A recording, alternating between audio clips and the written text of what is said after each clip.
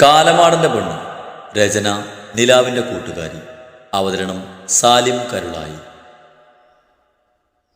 ശ്രീക്ക് വീട്ടുകാരുടെയൊക്കെ സന്തോഷം കണ്ട് ഉള്ളിൽ കുറ്റബോധം തോന്നി.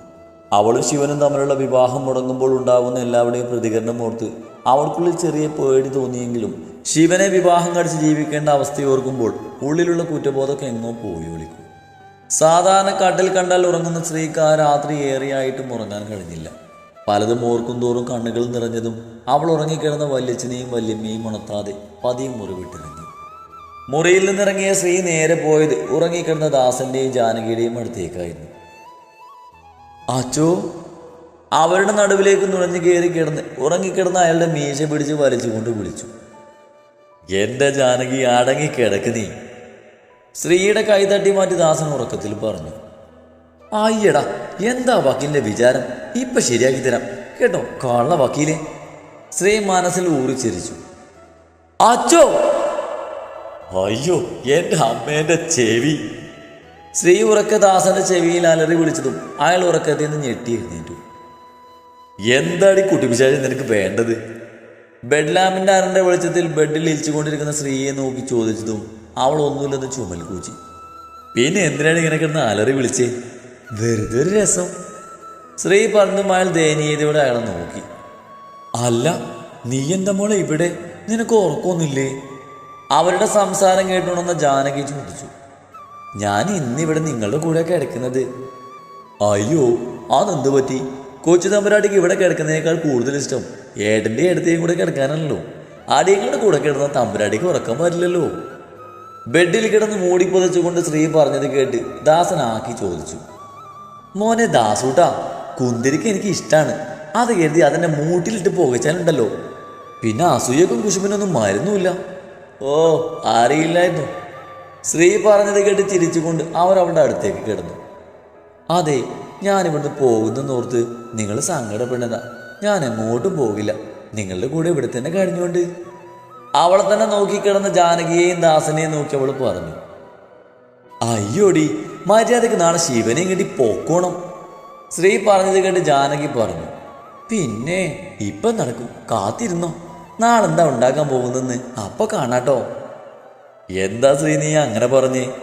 ഒന്നുമില്ല എൻ്റെ അച്ഛൻകൂട്ടാ, ഞാൻ വെറുതെ പറഞ്ഞതാണ്. അതും പറഞ്ഞവൾ അവരെ ചുറ്റിപ്പിടിച്ച് കിടന്നു. രണ്ടുപേരെയും ചുറ്റിപ്പിടിച്ച് കിടന്ന് കണ്ണുകൾ അടക്കുമ്പോൾ അവളുടെ ഉള്ളിൽ നാളത്തെ കാര്യത്തെക്കുറിച്ചുള്ള ആശങ്കയോ ടെൻഷനോ ഇല്ലായിരുന്നു. ഇതേ സമയം ശിവനും ശ്രീ പ്ലാൻ ചെയ്തതുപോലെ നടക്കുന്നു കരുതി അവൻ്റെ മധുവിനെയും ഓർത്ത് കണ്ണുകളടച്ച് നിദ്രയെ വരവേറ്റു. ഞാൻ പറഞ്ഞത് ആ ബ്യൂട്ടീഷ്യൻ ചേച്ചിയോട് ഇത്രക്കൊന്നും ഒരുങ്ങണ്ടെന്ന്. വെറുതെ ഇത്രയും മേക്കപ്പെട്ടു. അവർക്ക് അറിയില്ലല്ലോ എൻ്റെ വിവാഹം നടക്കാൻ പോകുന്നില്ലെന്ന്. ഓഡിറ്റോറിയത്തിലെ ഡ്രസ്സിംഗ് റൂമിൽ ഒരുങ്ങിയിരിക്കുന്ന സ്ത്രീ തലയിൽ മുല്ലപ്പൂവിൽ പിടിച്ച് കണ്ണാടിയിൽ നോക്കി തിരിഞ്ഞു കളിച്ചുകൊണ്ട് അബിയോടും ശീതുവിനോടും പറഞ്ഞു. റെഡ് ചില്ലി കളർ പട്ടുസാരിയും മിതമായ ആഭരണങ്ങളുമൊക്കെ അണിഞ്ഞ് സ്ത്രീ കൂടുതൽ സുന്ദരിയായിരുന്നു. സ്ത്രീയുടെ സാരിയുടെ അതേ ഡിസൈനിലുള്ള പീച്ച് കളർ സാരിയും മിതമായ ആഭരണങ്ങളുമായിരുന്നു അബിയും ധരിച്ചിരുന്നത്. എൻ്റെ ശ്രീമോളെ, ഇത് വേണോ? എനിക്ക് പേടിയാവുന്നു. നിനക്കറിയാവുന്നല്ല അച്ഛമ്മയുടെ സ്വഭാവം. എൻ്റെ അബി, അത് കേട്ട് ഞാൻ ഈ ഇഷ്ടമുള്ളത് കാലിനെ കേട്ടെന്നാണോ നീ പറയുന്നത്? ശ്രീ ചോദിച്ചത് കേട്ട് അബി ഒന്നും പറഞ്ഞില്ല. അവളുടെ ഉള്ളിൽ നിറയുകയായിരുന്നു. താൻ കാരണം തൻ്റെ കുഞ്ഞനുജത്തിക്ക് എല്ലാവരുടെയും മുന്നിൽ ഇന്നിങ്ങനൊരു വിഡ്ഢിവേഷം കെട്ടേണ്ടി വന്നു തോർത്ത്. എൻ്റെ അബിയുടെ കല്യാണം അടിച്ചു കൊടുക്കാൻ വേണ്ടിയാ കോളിൽ നിന്ന് 2-3 ആഴ്ച ലീവ് എടുത്ത് മുങ്ങിയത്. എന്നിട്ട് ഒന്നും നടക്കാതെ ഇങ്ങനെ ഇരിക്കേണ്ടി വരുന്ന ഗതികേടും വന്നുപോയി. ആ സാരല്ല, ഉണ്ണിട്ടൻ്റെ വിവാഹം അടിച്ചു പൊളിക്കാം. ശ്രീ ഒപ്പം നിൽക്കുന്ന ശീതുവിനോട് പറഞ്ഞു. പെട്ടെന്നാണ് എല്ലാവരും അങ്ങോട്ടേക്ക് പോകുന്നത്. 2 പേര് സുന്ദരി കുട്ടികളായല്ലോ. ആരുടെയും കണ്ണ് തട്ടാതിരിക്കട്ടെ. അത് പറഞ്ഞ അംബിക ദൃഷ്ടി ഒഴിഞ്ഞു. മക്കള് വാ, മുഹൂർത്തം ആവാറായി. നിൽക്ക് ദാസ, ആദ്യം ശ്രീയുടെയും ശിവന്റെയും കെട്ടി നടക്കട്ടെ. അത് കഴിഞ്ഞിട്ട് മതി അബിയുടെയും വിവേകിന്റെയും. കല്യാണം ഉറച്ച സ്വരത്തിൽ പറഞ്ഞതും അബിയും സീതുവും ശ്രീയും ഒരുപോലെ ഞെട്ടി. ഡീ, നീ മനസ്സിൽ കാണുമ്പോഴേക്കേ നിന്റെ അച്ഛനെല്ലാം മാറത് കാണുന്നുണ്ടല്ലോ. ഷീതു പതിയെ ശ്രീയുടെ ചെവിയിൽ പറഞ്ഞതും അവൾ പല്ല് കടിച്ച് ഷീതുവിനെ നോക്കി. അമ്മേ, 2 പേരെയും കേട്ട് ഒപ്പം നടത്താന്നല്ല തീരുമാനിച്ചിരുന്നത്. പിന്നെ എന്തു പറ്റി? അംബിക അച്ഛമ്മയെ നോക്കി ചോദിച്ചു. ആ, അങ്ങനെ പറഞ്ഞിരുന്നു. പക്ഷെ ഇങ്ങനെ മതി ഇപ്പോ. ആദ്യം ശിവന്റെയും ശ്രീയുടെയും കെട്ട് കഴിയണം. ഞാൻ പൂജാരിയോടെല്ലാം പറഞ്ഞ് തീരുമാനിച്ചു. വാ ശ്രീമോളെ. ഷീതു, നീ അബിയുടെ കൂടെ ഇവിടെ നിന്നോ. ഉറച്ച ശബ്ദത്തിൽ അതും പറഞ്ഞ് കല്യാണിയമ്മ ശ്രീയുടെ കയ്യും പിടിച്ച് അവിടുന്ന് നടന്നുപോയി. ശ്രീമോളെ, നീ ഈ വിവാഹം മുടക്കാൻ നോക്കൂന്ന് ഈ അച്ചമ്മക്ക് നല്ലപോലെ അറിയാം. നീയും ശിവനുമായുള്ള വിവാഹം നടന്നാൽ മാത്രമേ അബിയുടെ വിവാഹം നടക്കൂ. ഇനി എന്ത് വേണം നിനക്ക് തീരുമാനിക്കാം. കല്യാണിയമ്മ ആരും കേൾക്കാതെ ശ്രീയുടെ ചെവിയിൽ പറഞ്ഞു. അങ്ങനെയൊക്കെ പറയുമ്പോഴും അവർക്ക് ഉറപ്പുണ്ടായിരുന്നു ശ്രീ ഇനി ഈ വിവാഹം മുടക്കില്ലെന്ന്. കാരണം അവൾക്കെന്നും വലുത് അവളെ സ്നേഹിക്കുന്നവരുടെ സന്തോഷമായിരുന്നു. ശ്രീ ഒന്നും പറയാതെ മരവിച്ച മനസ്സ് നിറഞ്ഞ കണ്ണുകളുമായി ഒരു പാവം പോലെ മണ്ഡപത്തിലേക്ക് നടന്നു. അച്ചമ്മയുടെ കൂടെ മരവിച്ച മനസ്സുമായി പാവം പോലെ നടന്നു പോകുന്ന സ്ത്രീയെ കാണുകയെ അബി മുഖം പൊത്തി കരഞ്ഞു. അബിജി കരയാതെ, ഷീതു പൊട്ടിക്കരയുന്ന അബിയുടെ തോളിൽ പിടിച്ചുകൊണ്ട് പറഞ്ഞു. ഞാൻ കാരണ ഷീതു എൻ്റെ ശ്രീമോൾക്ക് ഇന്നിങ്ങനൊരു അവസ്ഥ വന്നത്. എനിക്ക് വേണ്ടി എൻ്റെ വിവാഹം നടക്കാൻ വേണ്ടി എൻ്റെ ശ്രീമോൾ അവൾക്ക് ഇഷ്ടമില്ലാത്ത ഈ വിവാഹത്തിന് സമ്മതിച്ചത്. ഈ ഞാൻ കാരണല്ലേ എൻ്റെ മോൾക്ക് ശിവേട്ടന് മുന്നിൽ തല കുടിക്കേണ്ട അവസ്ഥ വന്നത്. എത്ര സങ്കടം ഉണ്ടായാലും എൻ്റെ സ്ത്രീ പുറത്ത് കാണിക്കില്ല. വയ്യ എനിക്ക്, ഞാൻ കാരണം എൻ്റെ കുഞ്ഞ്. അബി സ്ത്രീയെ ഓർത്ത് പൊട്ടിക്കരഞ്ഞുകൊണ്ട് പറഞ്ഞു.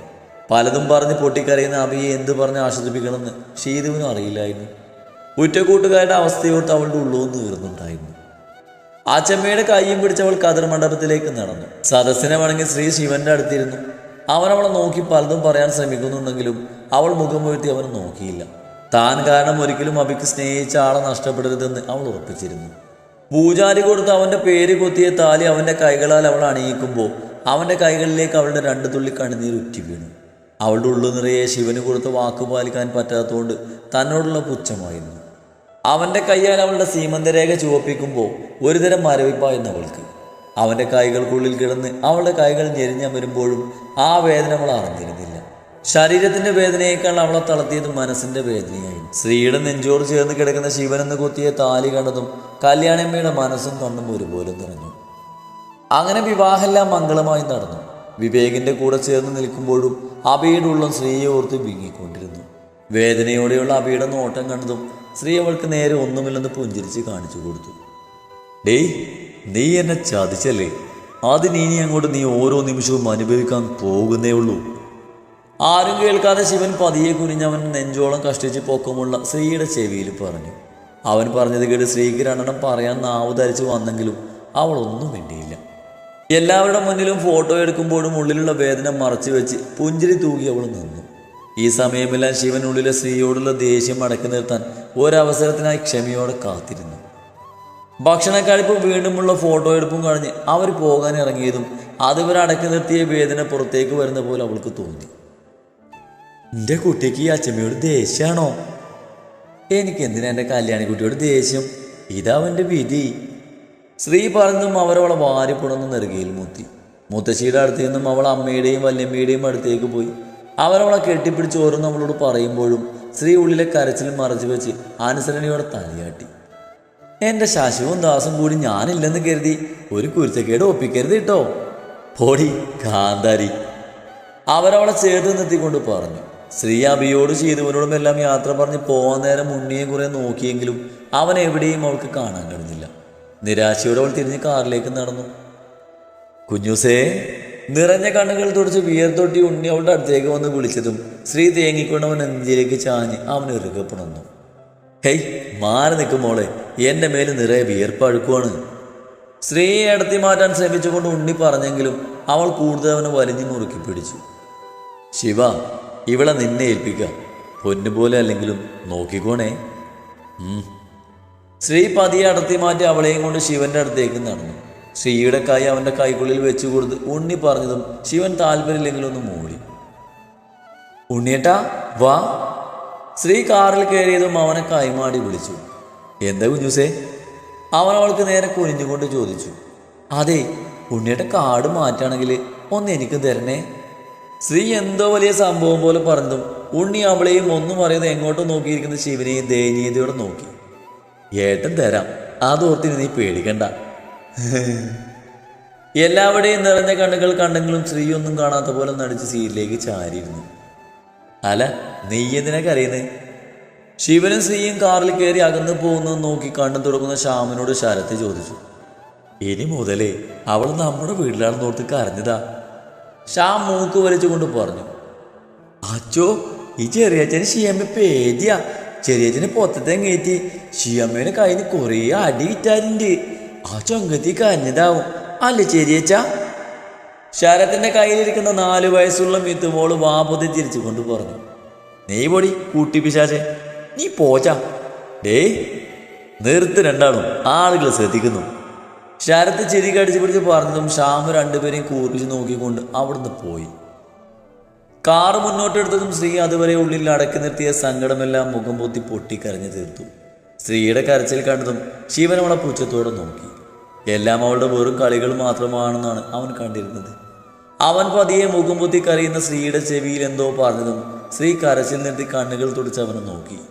അവൻ പറഞ്ഞത് കേട്ട് അവളുടെ ചുണ്ടിൽ അവനോടുള്ള വെറുപ്പും പുച്ഛവും കലർന്ന ചിരി വിരിഞ്ഞു. നിങ്ങൾക്ക് മാത്രമേ ഇങ്ങനെയൊക്കെ പറയാൻ കഴിയൂ.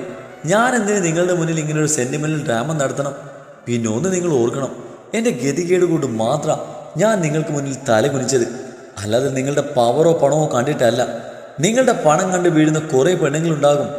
അത് കണ്ട് ഈ ശ്രീനന്ദയെ ആ കൂടുതൽ കൂട്ടണ്ട. പിന്നെ നിങ്ങൾ എന്നെ വെച്ച് ഭീഷണിപ്പെടുത്തിയ ആ വീഡിയോ അല്ലേ, അത് അപ്ലോഡ് ചെയ്യുകയോ ആർക്കെങ്കിലും കാണിച്ചു കൊടുക്കുകയോ എന്തെന്ന് വെച്ചാൽ ചെയ്തോ, എനിക്കൊരു പ്രശ്നമല്ല. എൻ്റെ സ്വഭാവം എല്ലാവർക്കും അറിയാം. വാശിയിൽ ഒഴുകിയിറങ്ങുന്ന കണ്ണുകൾ തുടച്ചുകൊണ്ട് ശ്രീ ശിവനോട് പറഞ്ഞു. പിന്നെ എന്തിനാണ് നീ എനിക്ക് വാക്ക് തന്നത്? ഇതിനെല്ലാം ഞാൻ നിന്നെ വേദനിപ്പിക്കുന്ന ഓർത്തല്ലേ നീ ഇപ്പം ഈ മുതലക്കണ്ണീർ ഒഴുക്കുന്നത്? എന്നാ നിനക്ക് തെറ്റി. ഈ പൂങ്കണ്ണീര് കണ്ട് വീഴുന്നവനല്ല ഈ ശിവൻ. ഞാൻ കാരണം എൻ്റെ അബിക്ക് അവൾ സ്നേഹിച്ച ആളെ നഷ്ടപ്പെടുന്നെന്ന് കരുതി മാത്രം ഞാൻ ഇന്ന് നിങ്ങളുടെ ഭാര്യ പദവി അലങ്കരിച്ചത്, അല്ലാതെ നിങ്ങളുടെ സ്വത്തോ പണമോ ഈ ഓഞ്ഞ ഗ്ലാമറോ കണ്ടിട്ടല്ല. പിന്നെ നിനക്ക് ഈ കണ്ണീർ വെറും സെന്റിമെന്റൽ ഡ്രാമയായിട്ട് തോന്നും.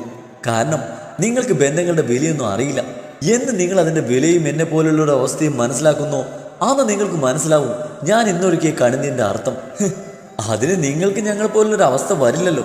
ഞങ്ങളെപ്പോലെ ജനിച്ച് വീടും വീട്ടുകാരെയൊക്കെ വിട്ടുപരിയുമ്പോഴുള്ള കണ്ണുനീരിനെ വെറും പുല്ലുവിലയായിരിക്കും. പക്ഷെ ഞങ്ങൾക്ക് അങ്ങനെയല്ല, ഹൃദയത്തിൽ നിന്നും ഒഴുകുന്നതാ അത്. ഒരിക്കലും നിങ്ങൾക്കത് പറഞ്ഞാൽ മനസ്സിലാവില്ല. പിന്നെ ഞാൻ ഇങ്ങനെ പറഞ്ഞെന്ന് കരുതി നിങ്ങൾ എന്നോടുള്ള പ്രതികാരം വീട്ടാതെ നിൽക്കണ്ട. എന്തും നേരിടാൻ ഒരുങ്ങി തന്നെയാണ് ഞാൻ നിങ്ങളുടെ താലിക്ക് മുന്നിൽ കഴുത്ത് നീട്ടിയത്. ശ്രീ ഒരു ലോഡ് പുച്ഛം വാരി വിതറി ശിവനോട് പറഞ്ഞതും അവൻ ദേഷ്യത്തിൽ പല്ല് കടിച്ച് അവളെ നോക്കി. വണ്ടിയിൽ ഡ്രൈവർ ഉണ്ടായത് കൊണ്ട് തന്നെ രണ്ടുപേരും പിന്നെ ഒന്നും പറയാതെ പരസ്പരം നോക്കി പുച്ഛിച്ച് പുറത്തേക്ക് മുഖം തിരിച്ചിരുന്നു. എൻ്റെ ശിവനെ, ഞാൻ തന്നെയാണോ ഈ കാലമാണ്ടാണ് ഇങ്ങനെയൊക്കെ പറഞ്ഞത്? ഇപ്പോഴും വിശ്വസിക്കാൻ പറ്റുന്നില്ല. എന്തായാലും നീ ആ ഭാഗത്തേക്ക് നോക്കണ്ട. ചിലപ്പോൾ ഈ വണ്ടിയിൽ നിന്ന് എന്നെ എടുത്ത് എറിയാനും സാധ്യതയുണ്ട്. ഓ, ഈ കാലമാനോട് വായിട്ട് അലച്ചിട്ടാണെന്ന് തോന്നുന്നു. ഇവ വിശകുന്നല്ലോ. കാഴ്ച സാധ്യക്ക് എത്തപ്പെടുന്ന ആവിയായി പോയോ? ശ്രീ മനസ്സിൽ ഓരോന്ന് പറഞ്ഞ് പുറത്തേക്ക് നോക്കിയിരുന്നു. ആഡംബരം വിളിച്ചോതുന്ന വലിയൊരു ഇരുനില വീടിന്റെ മുന്നിൽ കാറ് വന്ന് നിർത്തിയതും ശിവൻ ദേഷ്യത്തിൽ സ്ത്രീയെ പോലും നോക്കാതെ കാറിന്റെ ഡോറ് വലിച്ചു തുറന്ന് കാലിപ്പയിൽ വീടിന്റെ ഉള്ളിലേക്ക് കയറിപ്പോയി. കാറിൽ നിന്നും ഇറങ്ങിയ സ്ത്രീക്ക് ഒരുപാട് തവണ ആ വീട്ടിലേക്ക് വന്നിട്ടുണ്ടെങ്കിലും അന്ന് ആദ്യമായ ഒരു അപരിചിത്വം തോന്നി. ശ്രീവാ. ശിവ പോയി. ചിരിച്ചുകൊണ്ട് സ്ത്രീയുടെ അടുത്തേക്ക് വന്ന് അവളുടെ കൈ പിടിച്ചുകൊണ്ട് നീതി പറഞ്ഞതും സ്ത്രീ ഒന്ന് ചിരിച്ചെന്ന് വരുത്തി അവളുടെ കൂടെ വീട്ടിലേക്ക് നടന്നു. കാലുശുദ്ധമായ മനസ്സോടെ അംബിക നീട്ടിയ നിലവിളക്കും വാങ്ങി ആ വീടിന്റെ മറ്റൊരു മരുമകളായി അവൾ പടി കയറി.